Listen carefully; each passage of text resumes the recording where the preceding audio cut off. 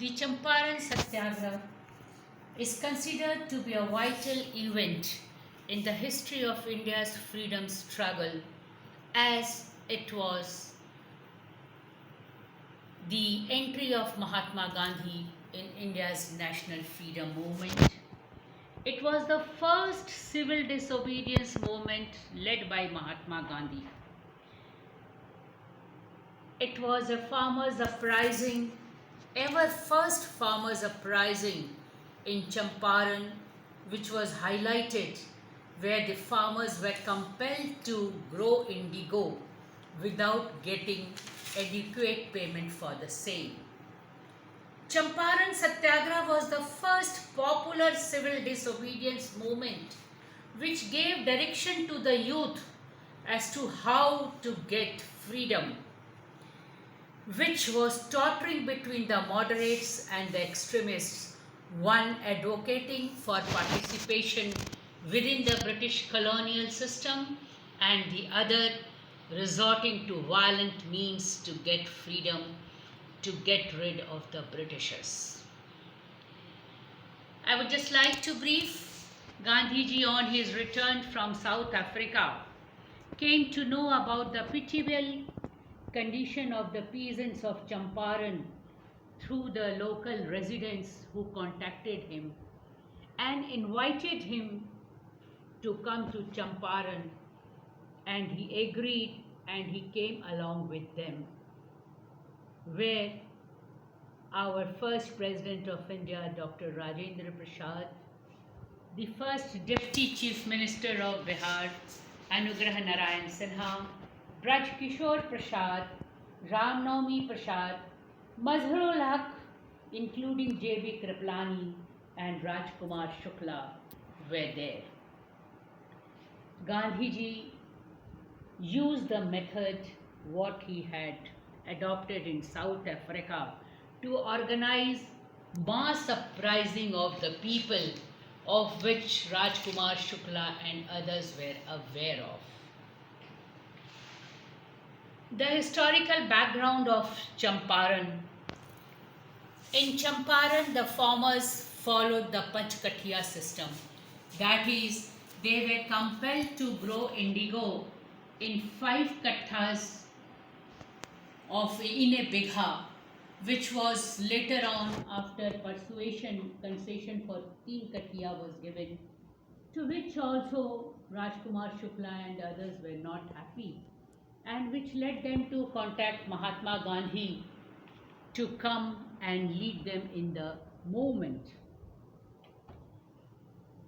The moment Mahatma Gandhi entered Champaran, the district magistrate ordered him to leave the district.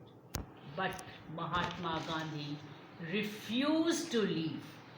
He was summoned to court, where he was lured by the court that if he agrees to leave Champaran, all cases against would be withdrawn. But Mahatma Gandhi refused to do so. And his charisma and his magnetic personality can be viewed here, where he addressed the crowd and requested them to be quiet and let him do his work. The magistrate had ordered him for arrest because it was his duty, and even if he is arrested, the people should not resort to violence but to maintain peace and calm.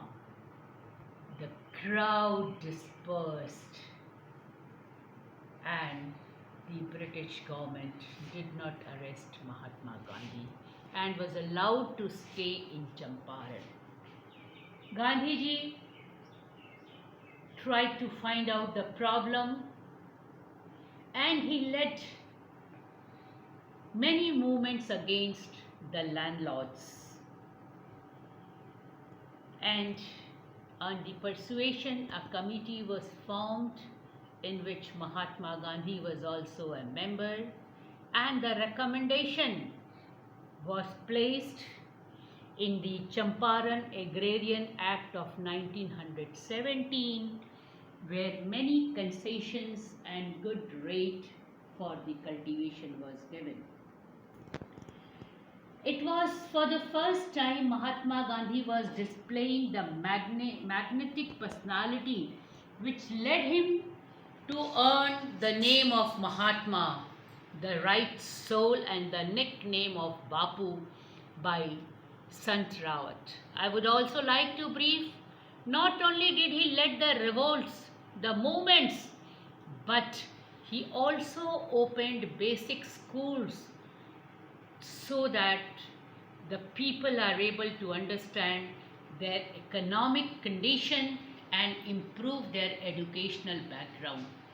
The Champaran Satyagraha led the path, initiated the path for different civil disobedience, the farmers, the laborers movement at Ahmedabad, the Kheda, and the Rowlatt Act, successfully led by Mahatma Gandhi. And in the year 2017, India celebrated the centenary of Champaran Satyagraha Andolan, and Gandhiji proved that one can achieve the target through non-violence, truth, and satyagraha, which is required in today's political scenario once again. My tribute to Mahatma Gandhi and his team.